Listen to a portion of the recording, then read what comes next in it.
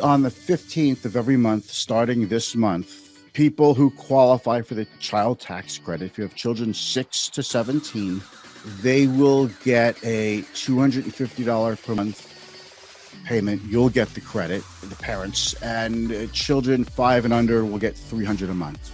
And that's for 6 months. It's based on your 2021 income. And obviously, no one has filed their 2021 taxes yet. We're not doing that till April of 2022.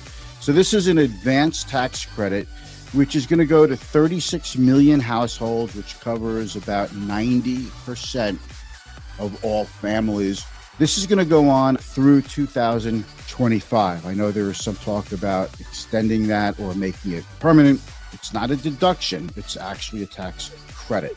There's a difference. Individuals who have a child 17 and under will get the money as long as they make under $75,000. At $75,000, it starts to phase out. For couples, it's $150,000 to get the full benefit. And for head of household, it's $112,500. If you don't qualify and you make too much money for this tax credit, you do still qualify for the $2,000 annual child tax credit. For those who qualify for this child tax credit, you get the first 6 months for the rest of this year, July through December.